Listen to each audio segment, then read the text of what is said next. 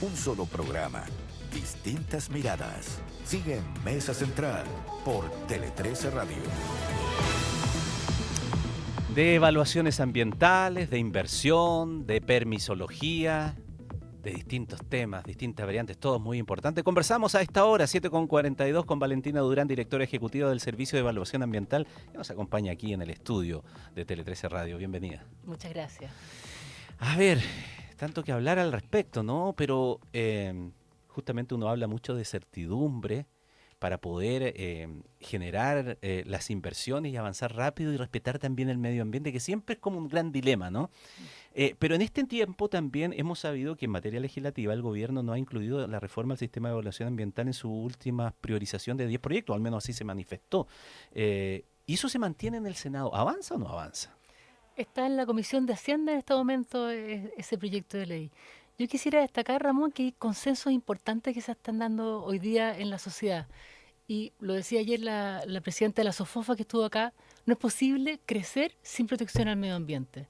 Llevamos 15 años de evaluaciones, de diagnósticos acerca del estado de los permisos, y creo que hay algo importante que hoy día el gobierno le ha puesto el cascabel al gato, presentando proyectos de ley para poder avanzar en una obtención de permisos más eficiente junto con proteger el medio ambiente, que es algo que la economía también requiere. No solamente lo protegemos por razones éticas, sino que por razones económicas. Entonces hay medidas legislativas del gobierno con el proyecto de permisos que lleva el ministro Grau, con el proyecto de reforma al CIA que lleva la ministra Maixa Rojas, reformas reglamentarias y por nuestra parte como Servicio de Evaluación Ambiental medidas de gestión para poder agilizar la obtención del gran permiso que es la resolución de calificación ambiental. Pero hay muchas esperanzas puestas en que estos proyectos salgan pronto, y cuando de pronto se dice que hay otras prioridades, que hay otras materias legislativas, uno dice, bueno, ¿cuándo va a ocurrir aquello? Y no sé si con el paso del tiempo se ha producido como una expectativa enorme de que cuando esto ocurra, como que todo se va a solucionar, o los problemas que se presentan o las disyuntivas que se presentan se van a solucionar de una vez. Entonces cuando se ve algún retraso o dilación, como que vuelve a estar una sensación en el ambiente de que no se avanza. Claro. Yo veo muchos avances, veo primero avances en consenso. Ese proyecto de ley, por ejemplo, de reforma CIA, tiene consensos importantes ya que se han logrado, como la eliminación del Comité de Ministros, la eliminación de las comisiones de evaluación ambiental, la reducción de la judicialización a través de un recurso único de reclamación. Por lo tanto, yo creo que hay consensos importantes y también hay diferencias importantes que se tienen que afinar. Hoy día no hay mayorías en el Congreso, por lo tanto hay un desafío ahí. Y por otra parte está el proyecto de ley que lleva el ministro Grau en relación a permisos sectoriales. Yo creo que se está dando un debate interesante hoy día y por fin se le está poniendo el cascabel al gato, digamos, a través de un debate de cómo mejoramos la obtención de los permisos de manera más eficiente, junto con proteger al medio ambiente, que sabemos que no hay economía posible sin una protección adecuada al medio ambiente. Gracias a que tenemos hoy día una ley 19.300, que es la ley de base del medio ambiente, que lleva 30 años, es que podemos decir que somos un país serio, con instituciones sólidas, con un sistema de evaluación de impacto ambiental que nos distingue en el mundo. Yo creo que eso es importante. Se debate mucho, a veces con cierta frustración, pero creo que tenemos un sistema de evaluación de impacto ambiental que es un gran activo, que es reconocido en el mundo por su transparencia. Hoy día tú puedes ver la tramitación de un proyecto en línea, inmediatamente lo que está pasando. Eso es algo que cualquier sistema de obtención de permisos se quisiera, digamos. Así que creo que tenemos muchos activos como país que muestran que somos un país serio para invertir, en que tenemos una cancha que puede ser igual para todos, y por eso como Servicio de Evaluación Ambiental nos empeñamos en unificar criterios para la evaluación para que todos puedan saber cuáles son las reglas del juego en materia de evaluación de impacto ambiental. La visión que tiene Valentina, optimista respecto a los acuerdos, de pronto choca un poco con tal vez el pesimismo que presentan otros actores que dicen que en realidad, como esto hay tantos dimes y diretes, habría que partir como desde cero en una nueva institucionalidad ambiental. ¿Usted concuerda con eso o no? Yo creo que hay que ir construyendo sobre la base de lo que tenemos, digamos, el debate legislativo. Nosotros tenemos acá políticas de Estado que se han ido manteniendo porque pertenecemos a la OCDE. Para poder pertenecer a la OCDE nos tuvimos que comprometer a fortalecer nuestra institucionalidad. Entonces hay un camino, yo creo que muy virtuoso, que permite que, por ejemplo, el 2024 hayan ingresado 71.000 millones de dólares de inversión al sistema de evaluación de impacto ambiental, una cifra récord. Solo 2 veces en la historia se habían superado ¿Ya? los 70.000 millones de dólares. Hoy día tenemos en evaluación más de 100.000 millones de dólares, digamos, en proyectos que se están hoy día evaluando.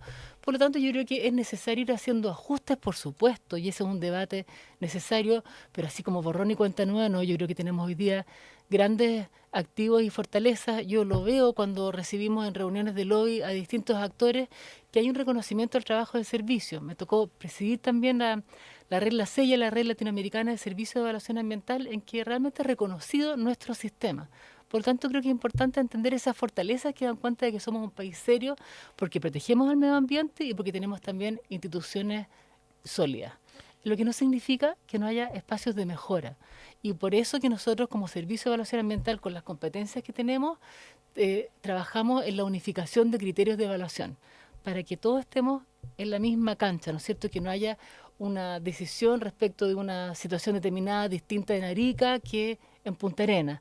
Y estamos todos los días trabajando en el desarrollo de guías, instructivos y criterios de evaluación, justamente para reducir esos espacios de discrecionalidad y tener reglas claras para todos los actores, la ciudadanía, los inversionistas, los distintos evaluadores, tanto del servicio como de otros servicios, que puedan dar confianza.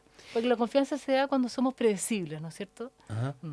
Ahora, desde ese punto de vista, con lo que tenemos hoy día, con la experiencia que hay, con la discusión que está sobre la mesa, ¿uno qué expectativa podría tener cuando se anuncian proyectos enormes como estos del hidrógeno verde, ¿no? Que ingresan a evaluación ambiental, una producción de hidrógeno y amoníaco con inversiones de 16.000 millones de dólares que hemos conocido en estos últimos días, y uno, no sé, encuentra de pronto que junto con el anuncio, algunos fruncen el ceño diciendo una cosa es que entre, perfecta la noticia, y otra cosa es cuando veamos cuándo sale, porque la verdad es que se puede demorar Claro. muchísimo. Mira, necesitamos proyectos sólidos y bien construidos. Y algo que la gente no siempre sabe, los proyectos que llegan a ser calificados, un 95% se aprueba y solo un 5% se judicializa. Entonces tenemos en realidad buenas cifras y necesitamos ahí la contribución de todos, de proyectos que lleguen bien armados, porque nuestra experiencia es que los proyectos que llegan sólidos, con la información suficiente, bien construidos y con también participación ciudadana temprana, un buen acercamiento de las comunidades, tienden a fluir en la evaluación de impacto ambiental. Se acaba de aprobar la línea 9 del metro Ujú. y yo estoy muy orgullosa porque el servicio logró desarrollar esa evaluación en un 27% menos del tiempo que demoró la línea anterior, la línea 7 del metro que se había ¿Y cuál fue la aprobado. diferencia? ¿Cuál es la diferencia entre uno y otro, por Gestión ejemplo? es gestión, porque algo importante de saber, Ramón, es que el servicio cumple siempre con los plazos de evaluación. Siempre, siempre, porque hay plazos legales de evaluación. Ahora, ¿por qué puede demorar más o menos un proyecto? Porque el proyecto ingresa con más o menos información y luego tiene que contestar a las observaciones y consultas que le hace el servicio y los otros servicios que participan, y para eso a veces tiene que desarrollar mayores o menores estudios. Por lo tanto, la invitación es a que los proyectos, y lo que siempre le decimos a los titulares de proyectos y hacemos capacitaciones para ellos, es que ingresen proyectos sólidos y robustos y bien construidos. A veces los temas se confunden, ¿no? Y son retrasos que surgen por otras situaciones, pero que en el fondo tal vez a la gente le queda en la memoria solamente el tema de los plazos y de los reclamos. Lo digo porque ayer justamente en Tele 13 dábamos un reportaje dando cuenta de un proceso que está pendiente, que es la central hidroeléctrica en Los Lagos, que está construida pero que no puede operar, que en ese caso sí lleva como 5 años esperando, pero se trata de una consulta indígena. Entonces, Sí. pareciera, para el que no está metido en todo lo que es el organigrama de cómo se va resolviendo todo esto, dice, pero esto es incomprensible, 5 años, la central está lista, ¿qué es lo que pasa? ¿Es un problema de evaluación ambiental? ¿Es un problema de otra arista de la tramitación que estanca todo esto? Y al final Hay puede dificul- parecer todo. Yo creo que son dificultades muy importantes que hay que abordar. En ese caso, no es una dificultad que tenga que ver con la evaluación de impacto ambiental. No es el caso. No, Pero no. de todas maneras el proyecto no sale. Claro, hay efectivamente una dificultad y eso requiere una revisión y coordinación, porque yo estoy de acuerdo, es frustrante, ¿no es cierto?, que haya una obra como esa que esté demorando por algo, por esa situación, digamos. Pero hay trabajos importantes legislativos y administrativos que se están haciendo para abordar eh, las mejoras que esta institucionalidad, que lleva años en el país, que ha sido decidida por consensos sociales, ¿no es cierto?, pueda ser mejorada. También es importante entender que tenemos protección del medio ambiente, protección del patrimonio cultural, protección de la salud y permisos que buscan proteger esos bienes jurídicos que la sociedad en su conjunto, a través de sus mecanismos democráticos, ha decidido proteger. Porque cuando algo sale mal, ¿no es cierto?, todo el mundo se pregunta quién lo autorizó.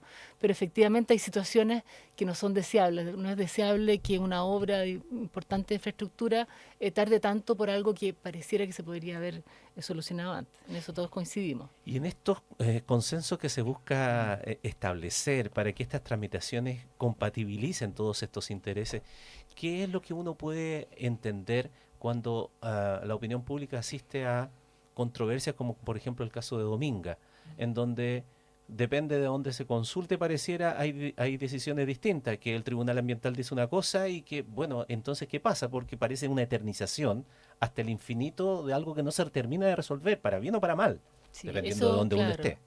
Es un caso excepcional, en realidad. Dominga va a dar para escribir mucho, digamos. Es un caso muy, muy particular y anómalo, que no es el promedio. Como te decía, un 5% de los proyectos que son aprobados llegan a ser judicializados.